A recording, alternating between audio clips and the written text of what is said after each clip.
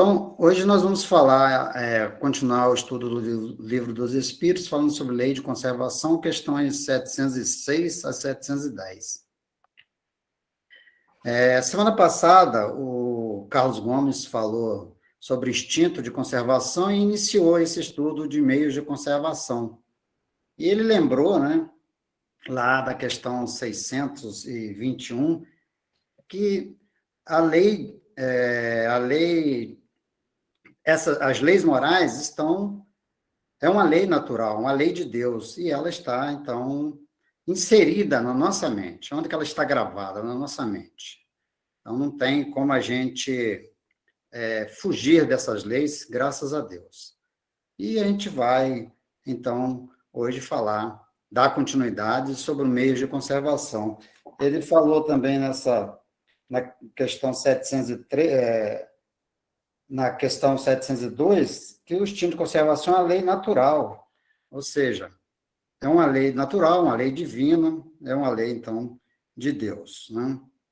E aí, a gente dando continuidade, nós vamos lá, então, na questão 706, que ele diz o seguinte: por bens da terra, unicamente se deve entender os produtos do solo.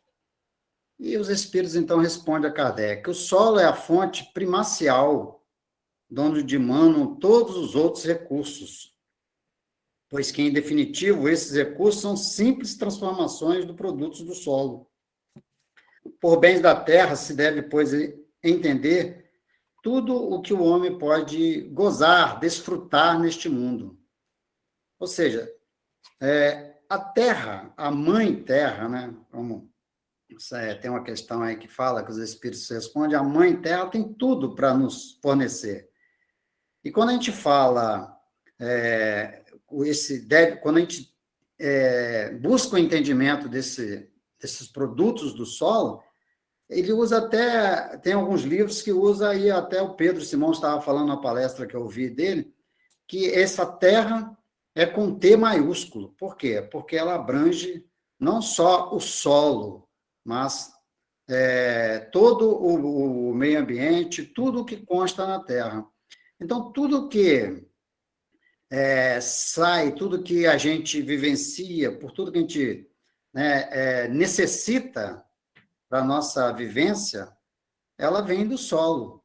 Então, os outros recursos são simples transformação dos produtos do solo. Olha, isso é muito interessante, né? Porque se a gente for analisar, a pessoa tem um bem material, ele veio do solo, veio da terra, que nos forneceu, e essa transformação.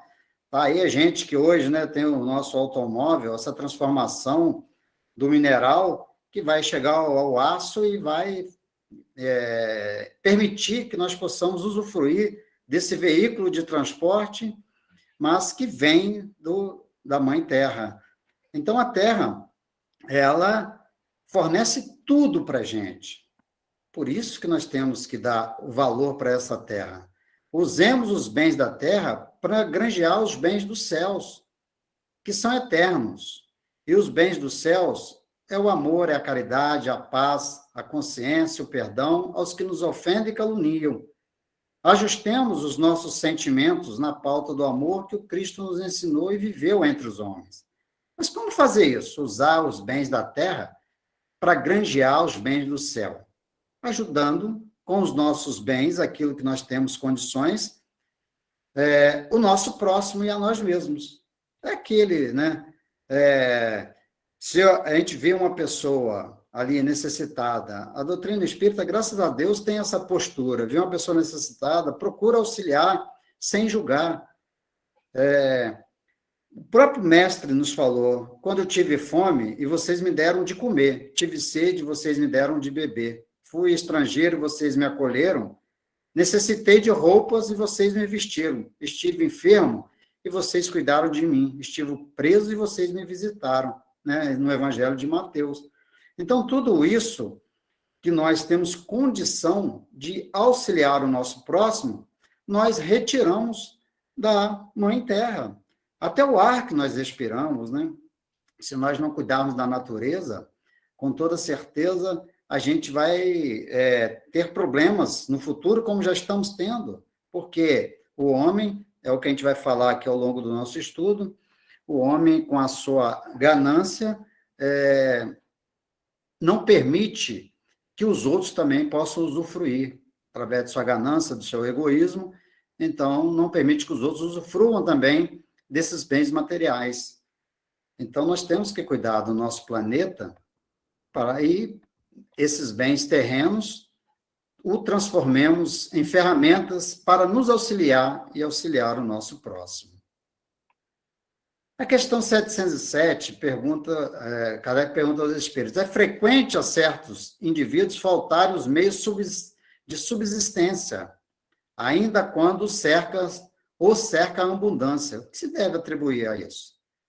Ou seja, a pergunta é, às vezes, nós temos tantas coisas ao nosso redor e aí nós não conseguimos alcançar. Ainda falta essa subsistência para alguns irmãos. E a resposta dos espíritos? Ao egoísmo dos homens, que nem sempre fazem o que lhes cumpre, olha só, aí surge aí a chaga, né? Uma das chagas principais, aí, o egoísmo.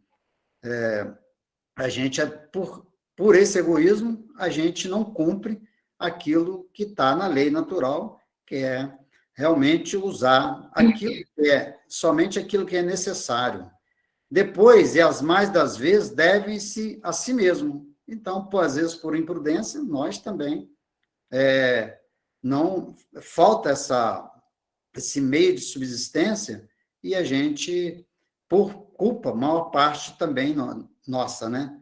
Buscai e achareis. Essas palavras querem dizer que, para achar o que deseja, basta que o homem olhe para a terra, mas que lhe é preciso procurá-lo, não com indolência, né? Não de forma preguiçosa, e sim com ardor e perseverança, sem desanimar ante os obstáculos que, muito a miúde, são simples meios de que se utiliza a providência para lhe experimentar a constância, a paciência e a firmeza.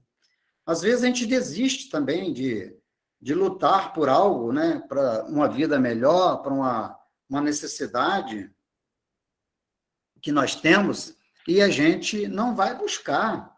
O próprio mestre, quando ele curava, ele falava, você está curado, agora vá, ou seja, vá, faça a sua ação, e não peques mais, ou seja, não continua no erro. Então, se a gente deixar o egoísmo sobressair, nós não vamos conquistar esse meio de subsistência. Kardec faz um comentário dessa resposta dos espíritos. Se é certo que a civilização multiplica as necessidades, também o é que multiplica as fontes de trabalho e os meios de viver.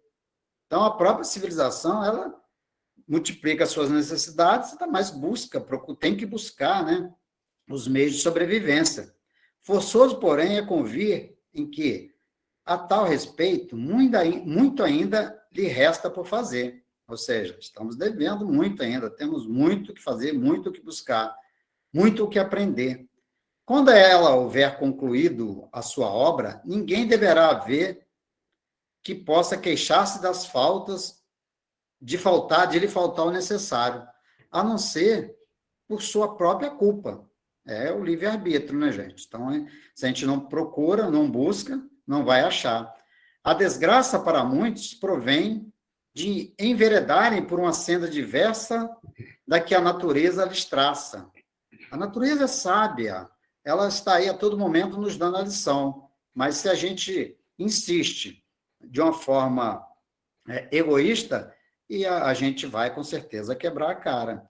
É então que lhes falece a inteligência para o bom êxito.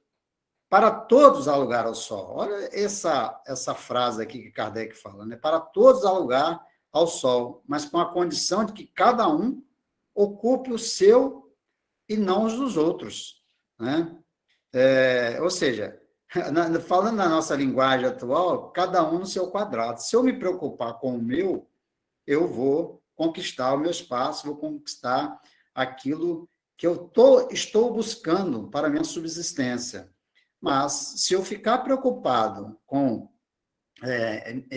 com outras coisas, com outras pessoas, no intuito de, ali, através da inveja, através de querer ser melhor, ou simplesmente de me ostentar, né? Através do orgulho, então, com certeza, eu não vou conquistar essa subsistência. A natureza não pode ser responsável pelos defeitos da organização social, nem pelas consequências da ambição do amor. Então, vejam vocês, né? Às vezes a gente coloca culpa na natureza, eu não tenho condição nessa vida, eu não estou bem, eu estou passando por momentos difíceis, tem muita gente que passa, às vezes, até por falta de coisas materiais, de alimento, e, na realidade, também tem muitas pessoas que não buscam, através do seu próprio esforço, sair dessa situação.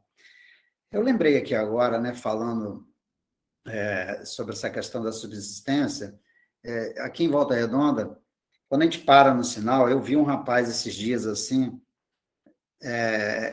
colocou uma placa de papelão no peito e estava pedindo, um jovem, o cara devia ter uns 20 e poucos anos, uma aparência de 20 e poucos anos, e estava colocando, se estou com fome, e pedindo, os carros paravam no sinal, eles iam pedindo uma esmola, uma ajuda, né?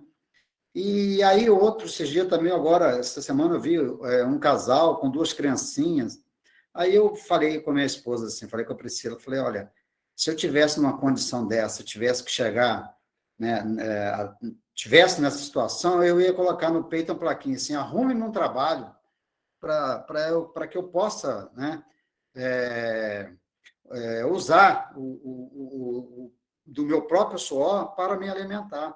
Então, ou seja, as pessoas não procuram buscar também o meio de conquistar o seu espaço. E aí fica muito difícil. Aí Kardec continua, fora preciso, entretanto, ser cego para não reconhecer o progresso que, por este lado, tem feito os povos mais adiantados.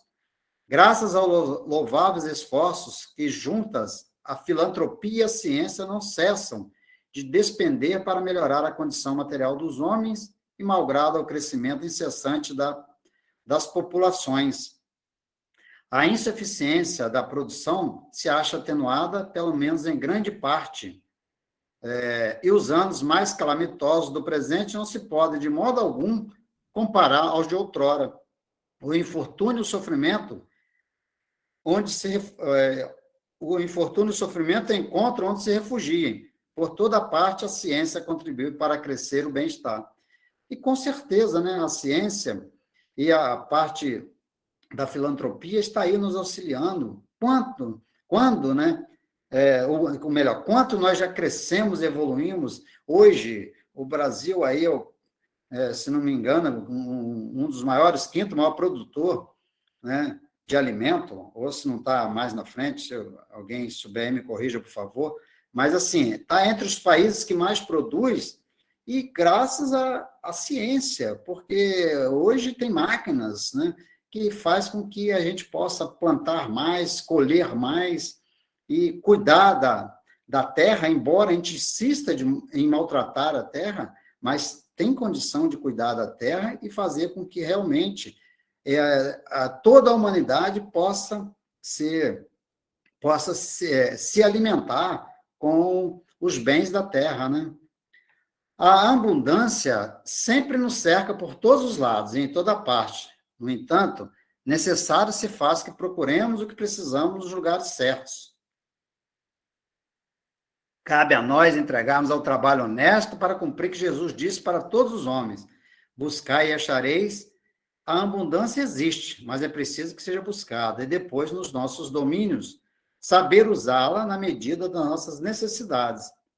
O egoísmo dos homens resulta em entrave para toda a terra. Aquele, porém, que bebe da água que eu lhe der, nunca mais terá sede. A água que Jesus citou é a água da vida, é o alimento eterno. E quem a tomar, nele encontrará uma fonte que jamais secará. Ou seja, quando Jesus falou isso para a mulher do poço, né, a mulher samaritana que estava tirando a água do poço, e ele falou, né, se se beber da água que eu lhe der, nunca mais terá sede. Então, se a gente usar as leis morais, com toda certeza nós iremos buscar essa parte, não só material, o alimento material, mas também o alimento espiritual, que vai permitir que nós realmente sejamos ou nos comportemos como os irmãos, buscando contribuir, distribuir de forma equilibrada, de forma com que ninguém passe fome, né? Ninguém deixe de usufruir os bens da terra. Basta que nós saibamos seguir os ensinamentos do Mestre e seguir também os ensinamentos que a espiritualidade nos trouxe através dessas 10 leis que nos faz enxergar a vida de uma outra maneira quando nós queremos.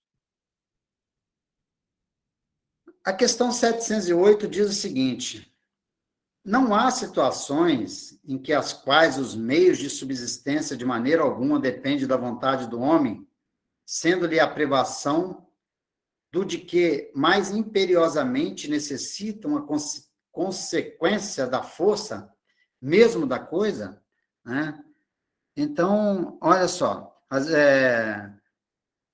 vezes o homem, ele está ali, o meio dele, né? Ele pode buscar, pode querer buscar, mas, dependendo da situação e do momento, ele não vai conseguir, por mais que ele insista. A gente vê muito isso na vida, né? Às vezes a pessoa busca, a pessoa corre atrás, né?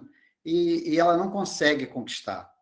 E aí você vê um outro que às vezes a gente fala, porque a gente já logo julga, mas esse aí nem tanto esforço fez e está numa situação, né, boa, e esse que está buscando não consegue, aí nós temos que buscar na doutrina espírita essas explicações. Só ela vai poder nos explicar, porque sabemos que em determinada situação isso é uma prova, como disse Kardec, né? Os espíritos, isso é uma prova. Muitas vezes cruel, quando a gente tenta buscar e não consegue conquistar aquilo que a gente ambiciona, aquilo que a gente gostaria.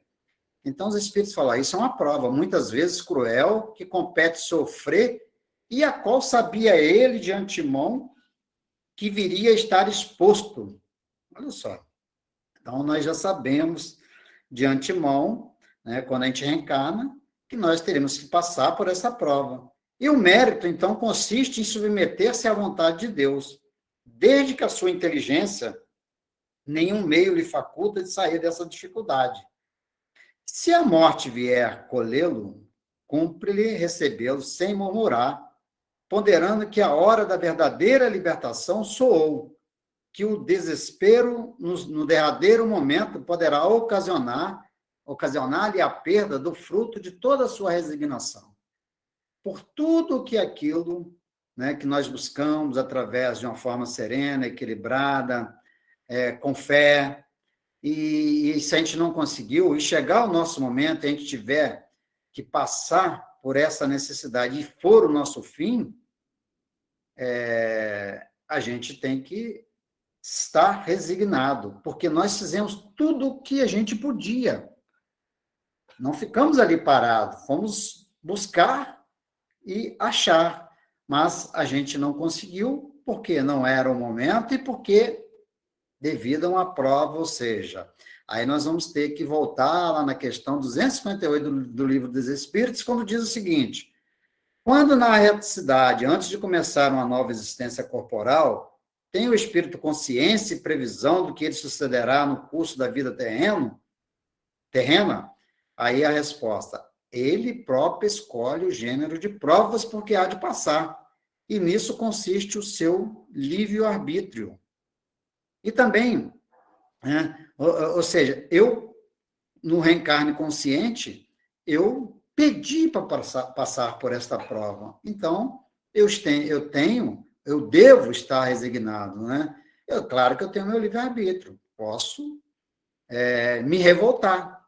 E não é difícil da gente encontrar pessoas assim, até a gente em determinados momentos, porque ainda somos falíveis. Mas não podemos esquecer que nós é que pedimos para passar por esta prova.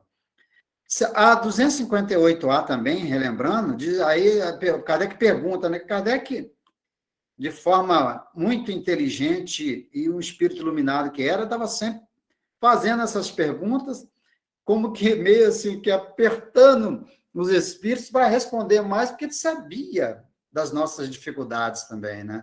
Então ele pergunta, não é Deus, então, que lhe impõe essa tribulação da vida como castigo? Como muitos acreditam hoje. Ah, isso é castigo de Deus, como se Deus não fosse amor. Deus, o amor não castiga, ele dá a oportunidade para que a gente possa evoluir, crescer. E então os espíritos respondem, nada ocorre sem a permissão de Deus, porquanto foi Deus quem estabeleceu todas as leis que regem o universo. E de agora perguntar, por que decretou essa lei e não aquela, dando ao espírito a liberdade de escolher. Deus lhe deixa a inteira responsabilidade dos seus atos e da consequência que estes tiverem.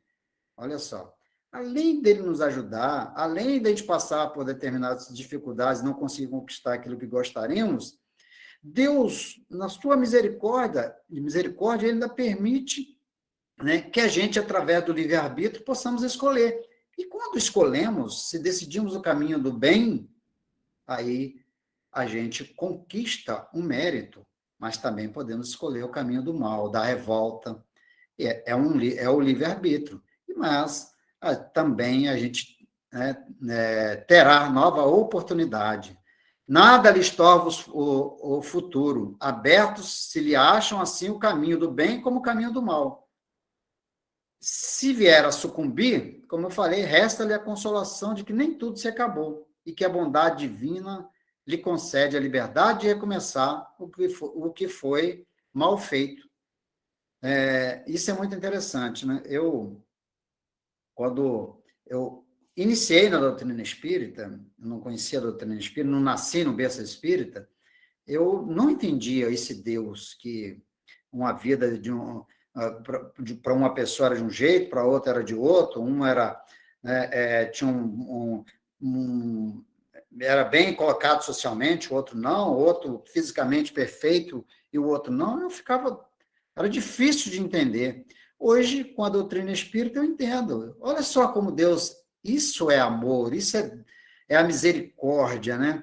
Que chega e fala, olha, você tem o direito de errar, você escolheu, mas mesmo assim, se você errar, você vai recomeçar e, com toda certeza, você um dia vai alcançar aquilo que você desejaria e o que vai ser melhor para você, né?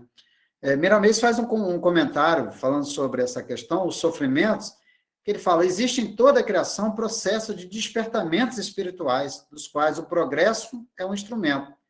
Se passa por grandes vexames, por privações, quando em torno tudo é abundância, é pela ignorância, por falta de conhecimento, cujo entrave impede que se possa conhecer os meios de se libertar, que é conhecendo a verdade. Se os sofrimentos não fossem necessários, não existiriam. Eles são capazes de libertar a criatura da ignorância. É aquele ditado, né? Que a gente fala muito. Se não aprende pelo amor, vai aprender pela dor. A dor é uma professora. Os infortúnios se alojam no seio dos que desconhecem as leis de Deus. Jesus é o ponto alto do saber e do amor. Depois dele, não se pode reclamar a ignorância. Embora ainda sejamos ignorantes, mas não podemos reclamar, né? Como o Miramês está falando. Por quê? Nós temos aí todas as oportunidades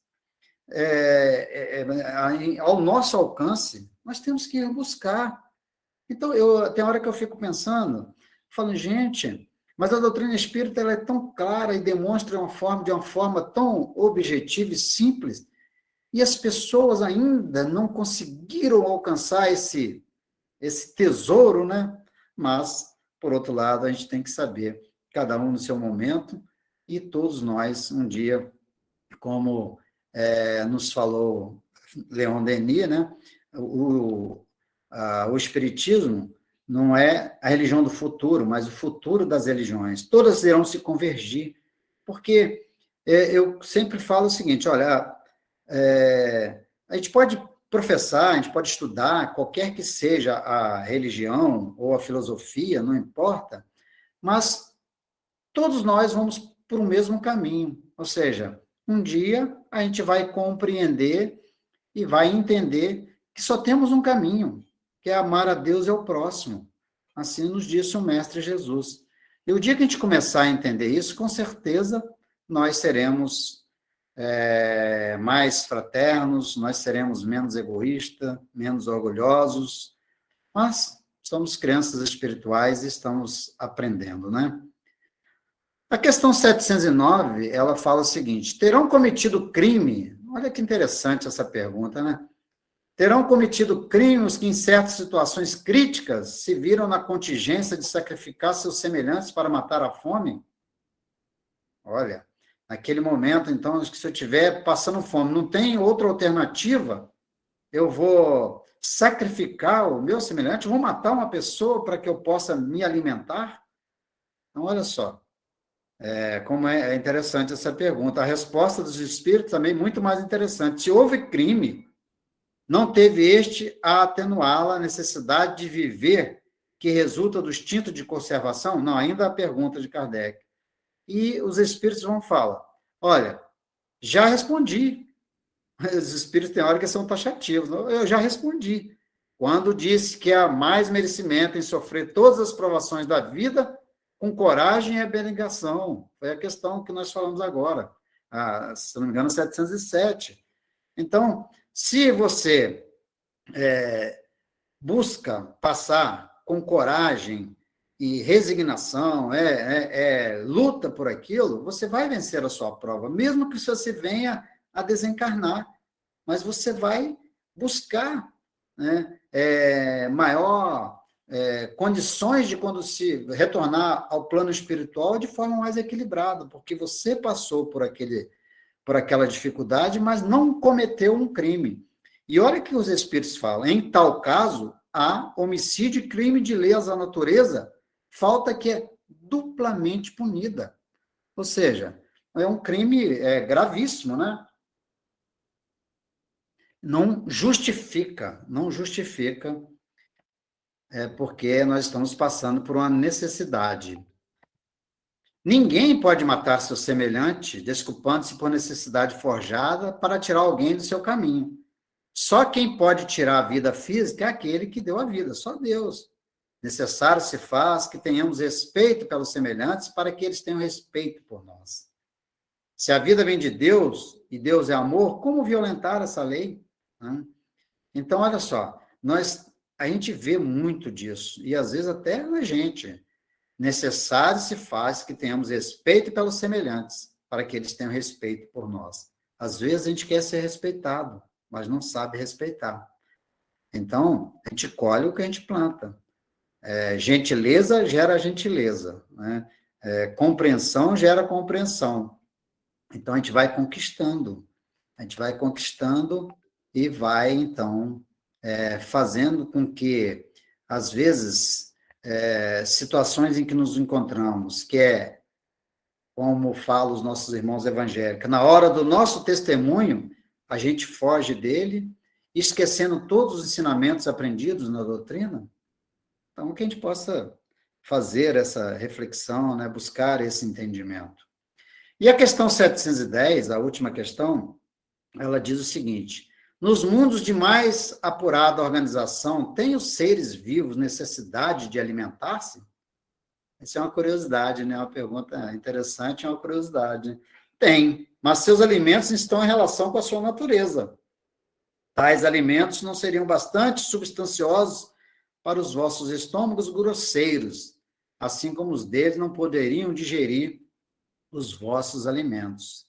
Com toda certeza, né? Não poderiam digerir os nossos alimentos, porque ainda somos de mundos, em relação aos mundos superiores, né? A própria palavra diz, somos mundos mais inferior. Então, Em mundos superiores, o organismo já obedece a um sistema de assimilação mais espiritualizada, de modo que o corpo ingere uma comida mais fluídica, e o que não acontece na Terra, onde ainda precisamos de alimentar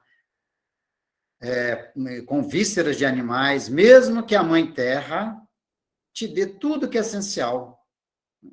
A alimentação perdeu a sua naturalidade, a lei foi violada pela ganância dos homens e as consequências expressas em duros sofrimentos.